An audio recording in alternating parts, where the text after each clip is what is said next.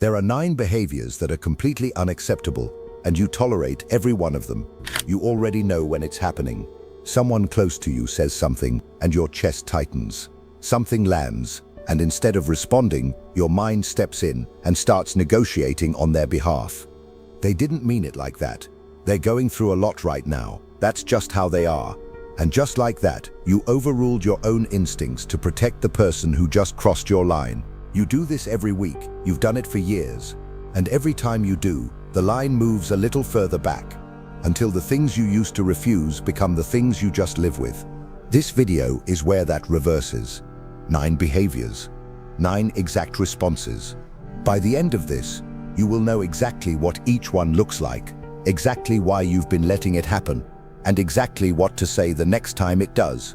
And the people who've been getting away with it, some of them for your entire life, will feel the shift before you explain a thing. And once you see these 9 behaviors for what they actually are, something changes that doesn't change back. You'll start hearing them in every conversation. You'll recognize them in rooms you used to feel safe in. That's the cost of seeing clearly. You lose the ability to pretend it isn't happening. And some of you aren't ready for that. Machiavelli understood that most people are not destroyed by what attacks them. They're destroyed by what they tolerate. The behaviors that ruin your life are rarely the ones that hit you once and leave a mark. They're the ones you absorbed quietly, over and over, because confronting them felt harder than enduring them. And every time you tolerated it, you taught the person doing it one thing, that it works, that with you it always works. And the people closest to you learned that lesson before anyone else did. But there's a reason you've been tolerating all of these for years. A single belief running underneath every one of them. And you won't see it until you've seen the first 8. Before we go further, be clear about what this is. This is not about cutting people off. It's not about deciding the people who love you are villains. Refusing to tolerate a behavior is not the same as abandoning a person. You can love someone completely and still refuse to let them do this to you. The goal isn't to lose anyone, it's to stop bleeding for them. Some of these relationships get healthier the moment the behavior stops working. Some of them show you what they always were. Either way, you stop being the one who pays for it. If your standards have a guest list, they're not standards, they're suggestions, and suggestions get ignored. Every time you absorb a behavior without a consequence, you sign off on it again. You teach the person exactly what they can do to you and get away with. And the people who've known you longest have had the most time to learn. The behavior you let slide the first time is the same one you're still swallowing today, because not once did you let it cost them anything. This is where that ends. For everyone, including them, the first behavior you must never tolerate, from anyone. And you've heard it so many times it stopped sounding like what it is. Someone reaches into the past and pulls out something they once did for you, and they hold it over you. Not once, every time they want something, the favor reappears, like a receipt they kept in a drawer for the exact moment it would be useful. After everything I did for you, I was there when nobody else was. Don't forget who helped you. And it always shows up at the same moment, right before they want something from you. A real favor is given and let go. This one isn't given, it's lent, at interest. And the interest is your compliance, paid back over and over, with no balance that ever reaches 0. Now, a friend who billed you for every favor, you'd see it. You'd feel the manipulation in it. You'd slowly stop asking them for anything so they'd have nothing left to hold over you. But when it's family, the favor isn't a ride to the airport. The favor is your entire existence. I gave you life. I raised you. Do you know what I gave up for you? The debt becomes infinite, and an infinite debt can never be paid down, which means you can be billed for it every day for the rest of your life. Think about the last time someone reminded you what they'd done for you, right before they asked you for something. The timing wasn't an accident. It's never an accident. And every time you've gone along with something you didn't want to do, part of what moved you was that invoice, so you stop paying it. You don't argue the debt. You don't list everything you've done back for them. You say one thing calm, and you mean it. I'm grateful for that, and I'm still saying no, gratitude and refusal in the same breath, because they were never opposites. And watch what happens. The person who gave freely says, of course, that's fine. The person who gave to own you gets angry, because you just refused to make a payment on a debt they thought was permanent. And in that anger, you finally see what the favor really was. Machiavelli wrote, that a benefit held over a man's head stops being a benefit and becomes a chain. What he understood is that the favor that arrives with a permanent invoice was never generosity in the first place. It was a purchase, and you were what they believed they were buying. That's the first behavior, the weaponized favor. But the second one doesn't reach into the past to control you with what they gave you. It reaches into the past to control you with who you used to be. Think about the last time you walked into a room full of people who've known you a long time, and within 10 minutes, you felt yourself getting smaller, talking quieter, slipping back into a version of yourself you thought you'd left behind years ago. That's the second behavior you must never tolerate. Someone who knew you years ago decided who you were back then, and never let you become anyone else. They reach into your past and pull out the worst version of you, the mistake, the phase, the person you've spent years trying to outgrow, and every time you're around them they hand it back to you, because the old version is easier to control than the person you actually became. You changed, you grew, you became someone, but in their version of you, you're frozen. And the worst part is that around them, you actually become the frozen version, because it's impossible to stand in who you are now while someone treats you like who you were then. A co-worker who kept bringing up your old failure. You'd handle it. You'd put distance there. You'd stop handing them material. You'd never let them be the narrator of who you are today. But family has footage no one else has. They knew you before you became yourself. And some of them use that, not to remember you, to contain you. Because if you're still the screw-up you were at 16, then nothing you've built since actually counts. And they never have to look at you as an equal. So you keep shrinking at the dinner table. You keep becoming small in the exact place you should be most free to be who you've become. You don't defend who you are now. Defending it admits it's up for debate. You just decline the old role. That was a long time ago. I'm not going to keep talking about it. And then you stay exactly as you are now, in front of them, until the old version stops fitting in their hands. Here's what Machiavelli understood about reputation. A man is judged by who he is now. But the ones who want to keep him down will always try to bind him to who he was, because the past is the one thing he can never go back and change. Keep a man chained to his worst moment, and you keep him from ever rising above you. That's the second behavior, the frozen version. The third one doesn't keep you stuck in your past. It keeps you losing a race you never agreed to run. What is it? There was always someone you were measured against. A sibling, a cousin, the kid down the street who did everything right. You grew up next to a scoreboard you never asked for, and somehow you were always behind on it. That's the third behavior you must never tolerate. And it's not just them. Someone is always holding another person up next to you and making sure you come up short. Someone measuring you against a standard you never agreed to. Pointing at someone who's doing it better, earning more, achieving faster. There is always someone you're being compared to. And somehow you're always the one who comes up behind. Because here's what the comparison actually is. It isn't motivation, it's control. The standard is built to move. The moment you finally match it, they raise it. You can't win a race where the finish line jumps forward every time you get close to it. And that's the design. The race was never meant to be won. It was meant to keep you running. A boss who only ever measured you against someone better, you'd eventually see the game. You'd stop sprinting. You'd realize the approval was never coming because the approval was never the point. But the family scoreboard started before you could talk. You didn't enter that race. You were entered into it at birth. And you've spent your whole life chasing a finish line held by the very people who benefit from you, never reaching it.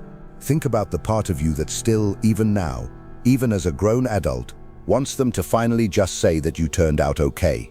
That part has been running for decades. So you step off the track, out loud. I'm not competing with my brother. I never agreed to. You refuse to treat the comparison as real. When they hold up the other person, you don't defend yourself against them. You just decline to enter. A race needs two runners.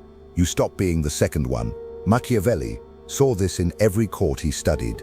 A ruler keeps the people beneath him weak by keeping them measured against each other. As long as they're busy competing with the next man, they never join forces. And they never lift their eyes to the one holding all the rankings. That's the third behavior, the endless ranking. The next one costs you something you can never earn back. And most people hand it over without ever being asked. You would never let a stranger sign your name to a contract. You'd never let a coworker promise your entire weekend to someone you've never met. So why is it so hard to stop the people who do exactly that? Who commit your time, your money, your help, and only tell you after it's already done? That's the fourth behavior you must never tolerate. Someone decides what you're going to do and tells you only after it's already promised. They commit your time, your energy, your money, your entire weekend to something you never agreed to. And by the time you hear about it, saying no would mean breaking a promise you never made. They didn't ask you, they spoke for you, and then they handed you the bill. Your time is the one thing you never get back. And every time someone spends it without asking, they're treating your life as a resource they have the right to hand out. You didn't get consulted, you got assigned. With family, it sounds like my son will help you move. She'll watch the kids this weekend. He's good with computers, he'll fix it, said to someone else. About you, while you're standing right there. Because you're family, your time gets treated like shared property, and saying no doesn't get a shrug. It gets you called selfish for refusing to hand over something that was never theirs to give away. Think about the last time you found out you had offered to do something you never offered to do. Now think about how many of your weekends this year went to things you never actually agreed to. So you stop honoring commitments you didn't make. Calm, no apology. I wasn't asked about that, so I'm not able to do it. And you hand the obligation right back to the person who created it. The discomfort of having overpromised is theirs to sit in. It was never yours to absorb. Machiavelli understood that authority begins with control of your own resources. The man who lets others spend what's his time, his money, his labor, without his word, has admitted he doesn't really own any of it. And what you don't control, you don't own, including your own life. That's the fourth behavior, the unasked volunteering, and that's the halfway point. But everything you've seen so far is the easier half. These are the behaviors people can almost name on their own. What comes next is harder to see and harder to stop. The next four hide better. They do their damage in the places you won't think to look. And underneath all of them is the ninth, the one quietly running the whole machine. The list isn't getting longer from here. It's getting deeper. Stop for a second. 4 behaviors in, and by now more than one face has come to mind. A friend, a partner, maybe a boss, and probably, if you're being honest, someone you didn't expect to think of, someone you wouldn't want to name out loud. The fact that you immediately pictured someone you love is not a problem with you. It's the entire reason this is so hard. The behaviors that cost you the most always come from the people you defend to anyone else. And this isn't new. In 1478 in Florence, the most dangerous attack on the Medici family didn't come from a foreign army. It came during Mass, inside a cathedral. From a rival family they knew, the Pazzi, and men they trusted, standing close enough to touch them. They chose that moment exactly because it was the moment the guard was lowest. You don't bring weapons into a church. You don't watch the people kneeling beside you. Machiavelli studied this his entire life, and he drew one conclusion from it. The guard drops where the trust is highest. Not because trust is foolish, but because trust is the exact thing that makes you stop checking, stop watching, stop holding the line. The people who get the most from you are never the ones you're guarding against. They're the ones you decided, a long time ago, that you'd never need to. You have probably lost people you were never actually in conflict with. Relationships that went cold, friends who drifted, family members you stopped talking to. And if you traced it all the way back, you'd find there was someone standing in the middle, carrying the messages, editing what each side heard, quietly keeping the conflict they created alive. That's the fifth behavior you must never tolerate. Someone plants themselves in the middle of your relationships and controls what travels between them. They tell you what another person really said about you. They carry the words back and forth, editing as they go. And every message that reaches you has already passed through their hands first, shaped into whatever serves them. It's called triangulation. Instead of 2 people talking directly, a third person inserts themselves and routes everything through their own hands. She said this about you. Don't tell him I told you, but. And because they control the information, they control the relationship. They can warm it or poison it whenever it serves them.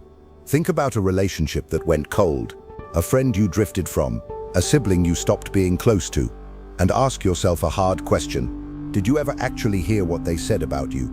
Or did you only ever hear what someone in the middle told you they said? A co-worker doing this between you and a colleague. You'd eventually go straight to the colleague. You'd cut out the middle. You'd kill the triangle by talking to the person directly.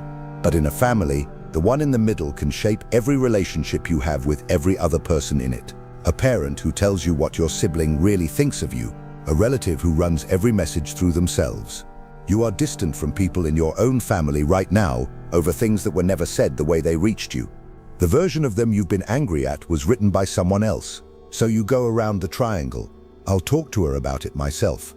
You refuse to accept second-hand reports of what people think.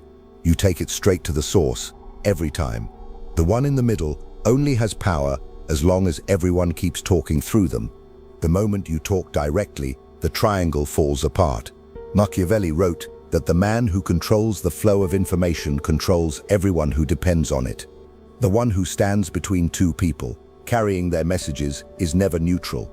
He shapes every word he passes along. And the people who let him carry their messages have handed him the power to decide what they believe about each other. That's the fifth behavior, the triangulation. The sixth one confuses people more than any other, because it punishes you for the one thing you thought would finally earn their love. Think about the last time something good happened to you. A win, a promotion, a new relationship, something you were genuinely proud of. And think about the person you instinctively did not want to tell.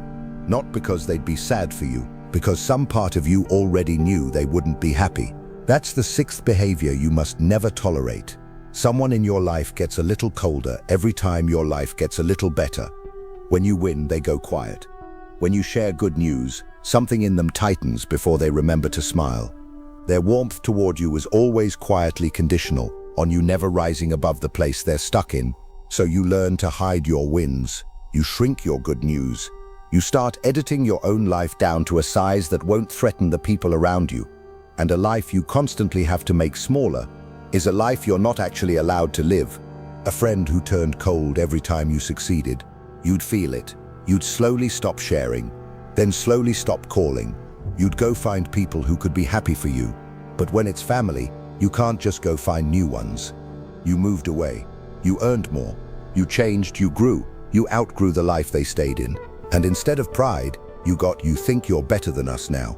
You've changed. You forgot where you came from. Your growth got treated like a betrayal. So you've spent years performing smallness at the table, hiding the life you built, so the people who should be proudest of you don't punish you for rising. Think about the wins you've kept quiet, the good news you've downplayed, to keep people comfortable who were never once comfortable with you getting ahead. So you stop shrinking. You don't brag. You don't rub it in. You just stop hiding. You let your life be its actual size in front of them. Things are going well. I'm happy. And you let them have whatever reaction they're going to have. Their discomfort with your growth belongs to them now. You're done managing it by staying small. Machiavelli understood envy better than almost anyone who ever wrote. The people around you can forgive your failures. Your failures make them feel safe.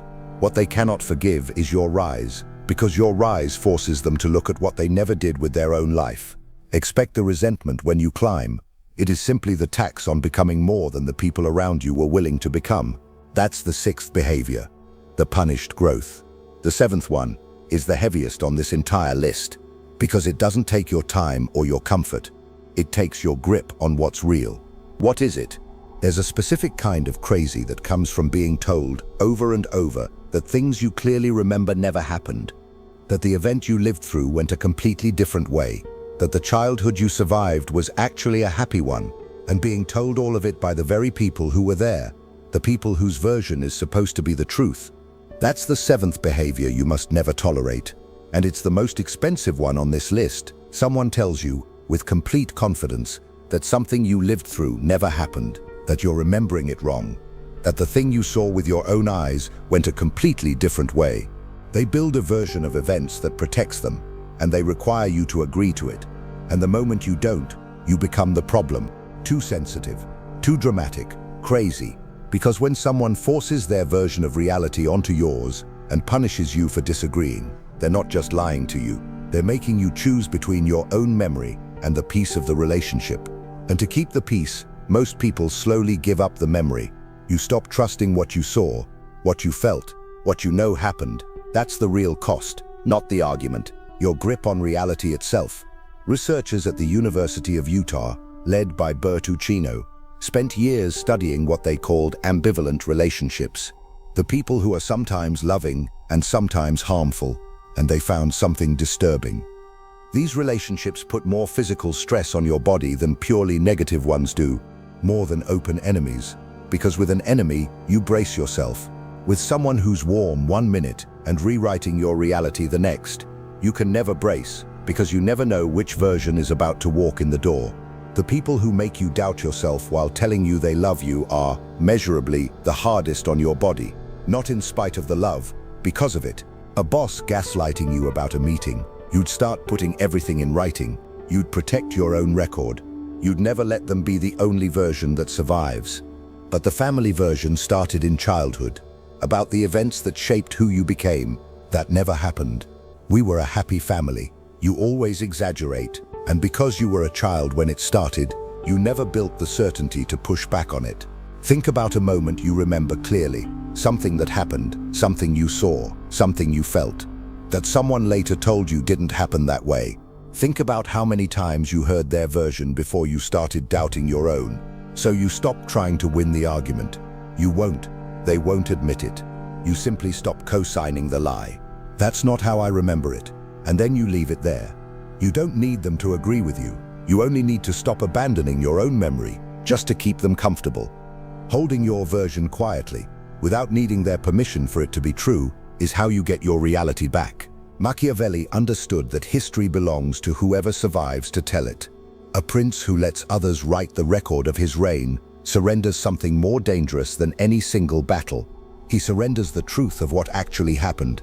And once the record belongs to them, they can make him the villain or the fool in his own story. The person who lets someone else narrate their past has handed over the one thing no one should ever give away, the authority to say what was real. That's the seventh behavior, the rewritten story.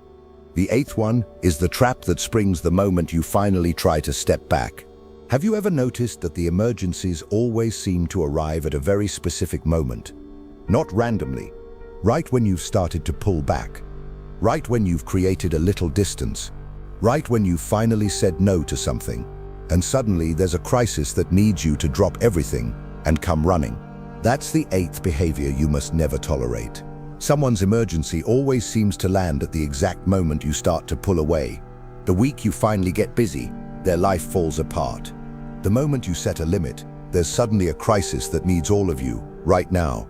Their emergencies are timed, whether they know it or not, to collapse any distance you try to create. Some emergencies are real. That's exactly what makes this one so hard to see. But when every boundary you set gets met, immediately, with a crisis that demands you abandon it, the boundary never actually gets to exist. You're never really allowed to step back. The exit keeps getting blocked by a brand new fire. A friend whose crises always landed the moment you got some distance. Eventually, you'd catch the pattern. You'd notice the timing was just a little too perfect. You'd answer the real emergencies and stop rearranging your whole life around the convenient ones. But family emergencies carry the most weight and the most guilt of all. Health scares, money trouble, drama that demands you drop everything, or be the person who abandoned your own family in its hour of need. And the timing, somehow always the moment you tried to step away. Think about the last real boundary you set with someone close to you. The last time you said not anymore and meant it. Now think about how long it lasted before something happened, a crisis, an emergency, a sudden need that required you to break it. Count the days. For most people it isn't many, so you learn the difference between a real emergency and a manufactured one, and you answer the real ones without letting them erase the line you drew. I can help with this, and once it's handled, the thing we talked about still stands. You separate the crisis from the control. You can show up fully for a genuine emergency without surrendering every boundary you set the second it's over. Machiavelli understood the use of the manufactured crisis. A ruler who wants power he isn't entitled to will manufacture a threat that seems to require it. Because in an emergency, people surrender freedoms they would never give up in calm. The crisis isn't always real, but the power it hands over always is. That's the eighth behavior, the override emergency. And now you've seen all eight. The weaponized favor, the frozen version, the endless ranking, the unasked volunteering, the triangulation, the punished growth, the rewritten story, the override emergency. But I told you at the start, there was a reason you've been tolerating all of these. A single belief underneath every one of them. Here it is. The ninth behavior you must never tolerate. The master, the one underneath all the others. Every behavior in this video comes from a single belief that they have a claim on you, that some part of you, your time, your choices, your story, your loyalty, your truth, belongs to them, and they have the right to direct it. They weaponize the favor because they believe they own your gratitude. They freeze you in your old self because they believe they own your story. They rank you against others because they believe they own the right to judge you. They volunteer your time because they believe they own your hours. They triangulate because they believe they own your other relationships. They punish your growth because they believe they own your direction. They rewrite the past because they believe they own the truth.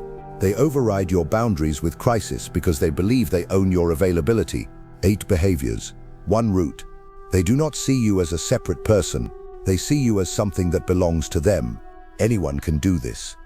A controlling partner, a possessive friend, a boss who thinks paying you means owning you. But here's why it lives longest and runs deepest in family. Every other claim on you has an exit. You can quit the boss. You can leave the partner. You can walk away from the friend. But the family claim was installed before you could agree to it, before you could consent. It was there before you even had the words to question it. And most people never formally cancel it. So it just keeps running, quietly in the background of their entire adult life, steering them, and they never once stop to ask whether it should still be there at all. You've seen the grown adult who still can't make a decision without calling a parent first, who goes quiet and tense the second a certain name lights up their phone, who arranges an entire life around one person's approval. From the outside, everyone can see it. A capable grown adult, still being operated by remote, still in every way that matters, owned. That's what this claim looks like 30 years in. So you revoke it. Not with a speech, with a stance.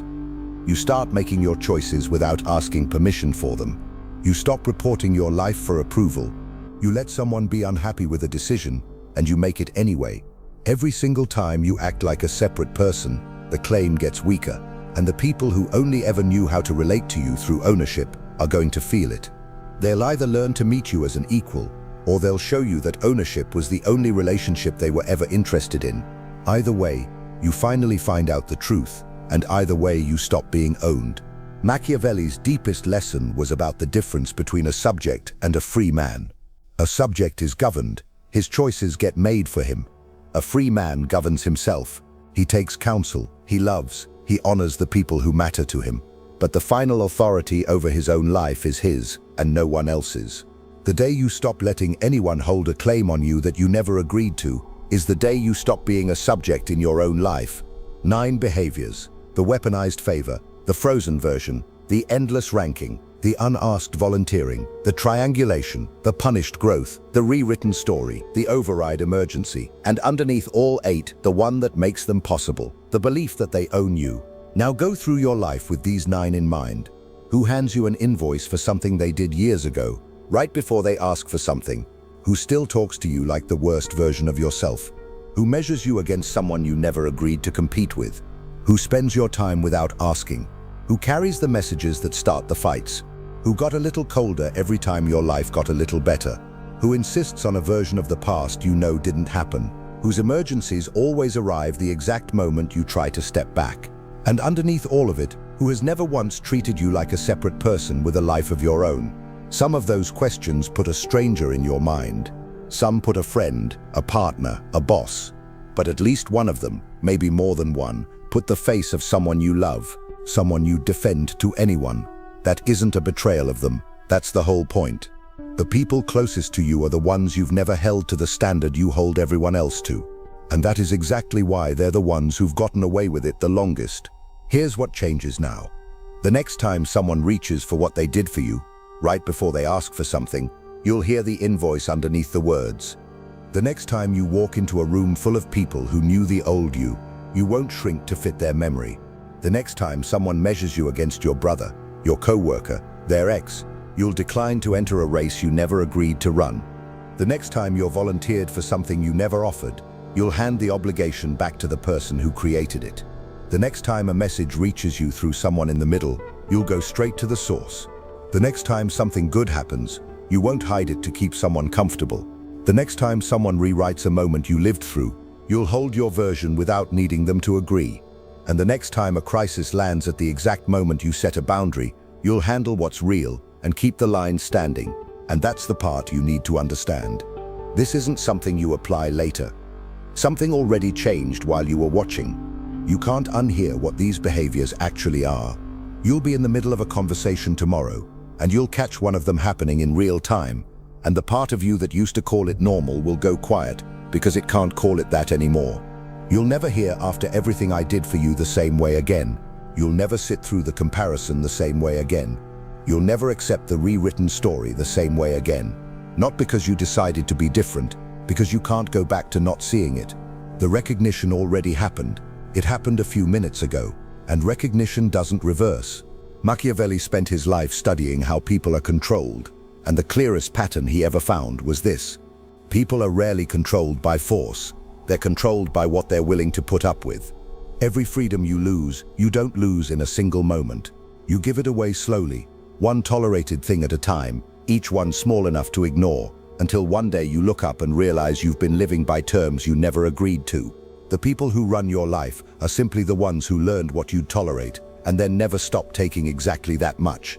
Loving someone and refusing to be eroded by them were never opposites. The strongest thing you will ever do is keep your heart open to someone and your standards intact at the same time. Love fully. Tolerate nothing that costs you yourself. If something in this hit a nerve, if a face came to mind you weren't expecting, tell me in the comments. Write, "My tolerance ends today." Let me see how many of you just decided to stop paying a debt you never owed. And keep watching the next video. It is important. Much more than you imagine. See you there.